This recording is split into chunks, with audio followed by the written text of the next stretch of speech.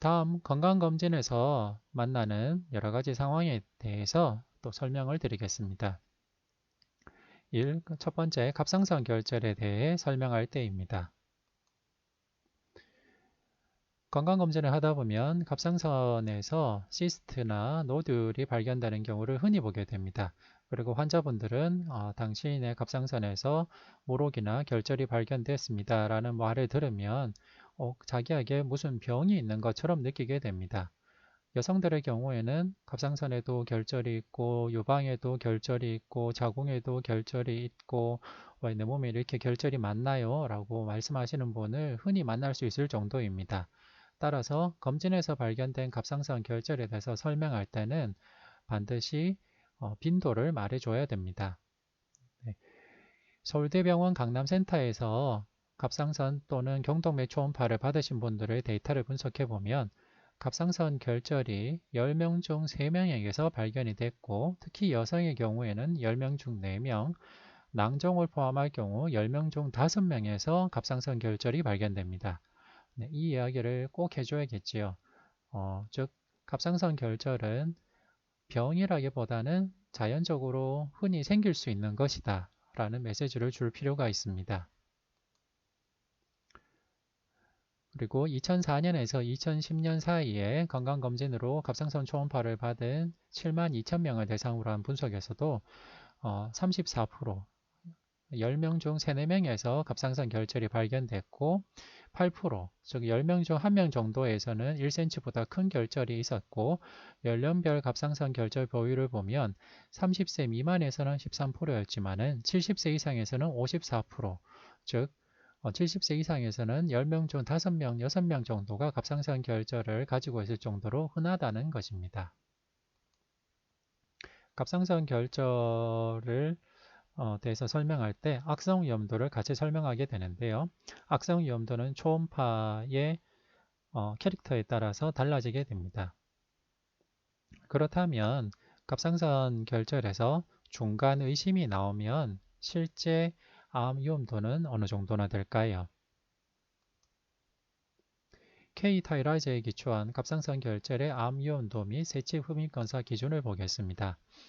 중간 의심을 나타내는 K-타이라이즈4의 경우에는 암 위험도는 25% 정도 됩니다.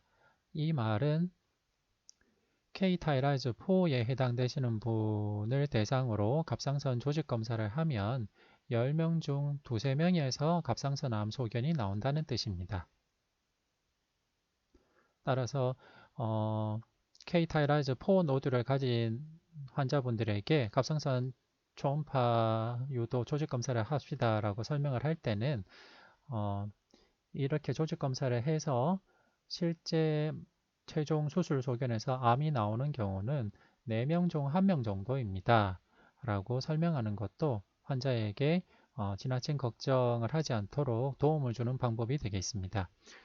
그리고 함께 고려해야 될 것은 세침 흡입 검사를 할 때 모두 다 확정 소견이 나오는 것은 아니라는 것입니다. 일반적으로 세침 흡입 검사는 카테고리 5는 1cm 이상, 카테고리 4도 1cm 이상, 카테고리 3는 1.5cm 이상에서 세침 흡입 검사를 고려하게 되는데요. 1cm 이하의 결절의 경우에는 불확실, 부적절이라는 조직검사 결과가 나오는 경우가 흔히 있습니다. 따라서 처음부터 갑상선 초음파 유도 조직 검사를 할 때는 불확실 또는 부적절한 결과가 나올 수 있다는 것도 언급해 주는 것이 좋고 특히 1cm 이하의 경우에는 더더욱 그렇습니다. 이런 이유 때문에 K-타이라이즈4나 K-타이라이즈5에서 세치 흡입 검사 기준을 1cm 이상으로 잡아 놓았습니다. 유방 결절을 보겠습니다. 검진 유방 초음파를 하면 유방에서도 노듈이나 시스트가 발견되는 경우가 꽤 많습니다. 삼성서울병원 검진센터에서 시행한 유방 초음파 검사 결과를 보면 카테고리 2가 10명 중 4명 정도에서 카테고리 2가 나오고 카테고리 3도 약 4% 정도 카테고리 3가 나오게 됩니다. 이 말은 초음파 검사를 받은 10명 중 5명 정도는 시스트나 노들이 발견된다는 뜻입니다. 바이라즈2를 보면 비나인 소견에 파이브로아데노마, 시스트, 패티덴시티, 라이포마 등이 포함이 되어 있습니다. 바이라즈 카테고리에 따른 악성 위험도를 보겠습니다. 카테고리 3의 경우에는 프라볼리 비나인으로 보게 되고 일반적인 악성 위험도는 2% 이하로 보고되어 있습니다. 따라서 일반적으로는 6개월 후 재검을 하게 되고 실제 삼성서울병원에서 바이라즈 3 카테고리를 조직검사해 본 결과 악성 캔서가 나온 경우는 1.5%에 불과했습니다. 바이라즈 카테고리 4의 경우는 일반적으로는 조직검사를 하게 되는데요. 유념해야 될 것은 바이라즈 카테고리 4는 A, B, C 3단계로 나뉘고 A 단계의 경우에는 실제 나중에 캔서로 발견되는 경우가 10%에 불과하다는 것입니다. 따라서 이런 경우에는 환자에게 지나친 불안감을 가지지 않도록 미리 설명할 필요가 있습니다. 바이라즈 카테고리 4A인 환자를 만나게 되면 이 병변은 조직검사로 확인할 필요가 있습니다. 다만 미리부터 너무 걱정하실 필요는 없는 것이 이런 병변을 조직검사해 보면 10명 중 1명에서만 암세포가 발견이 됩니다. 라고 설명을 할 필요가 있겠습니다. 그리고 유방암 검진에 대해서도 설명할 때 이렇게 자연빈도를 사용하는 것이 중요합니다. 1000명의 여성들을 대상으로 유방암 검진을 하지 않은 군과 유방암 검진을 한 군을 비교한 RCT를 메타아날리시스한 연구 결과를 보여주는 표입니다. 보시면 유방암 검진을 하지 않는 1000명은 향후에 유방암 사망이 5명이었고 유방암 검진을 받은 1000명은 향후 유방암 사망이 4명이었습니다. 즉 1000명의 여성을 대상으로 유방암 검진을 하면 1000명 중 1명이 유방암 사망을 예방할 수 있다라는 결론입니다. 네, 사실 일반적으로 기대하는 결과는 아니지만은 이것이 명확하게 표현된 절대 위험도 감소 효과입니다.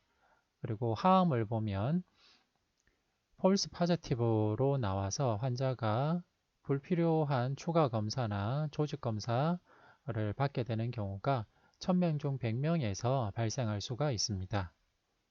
네, 이렇게 1000명을 하면 몇 명이다 라고 이렇게 숫자를 보여주는 것도 가능하겠지만 실제로는 이렇게 그래프, 그림으로 보여주는 것이 좀 더 가슴에 와닿습니다. 네, 1000명의 여성을 유방암 검진을 하지 않은 경우에는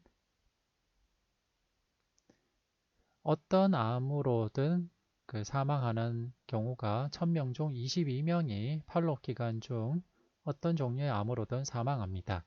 그리고 그 중에 5명이 유방암 사망입니다. 보시면 1000명 중 22명이 암 사망이 발생하고 유방암 사망은 5명이라고 그려져 있습니다.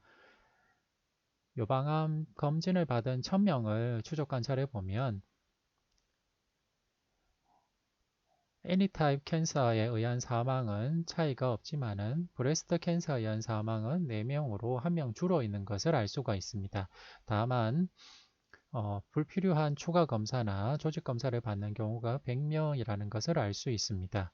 그리고 non-progressive breast cancer나 unprogressive breast cancer로 수술을 받게 되는 경우가 5명으로 표시가 되어 있습니다. 네, 사실은 절대 위험도로 표현된 유방암 검진의 효과는 이렇게 표현이 되어 맞습니다.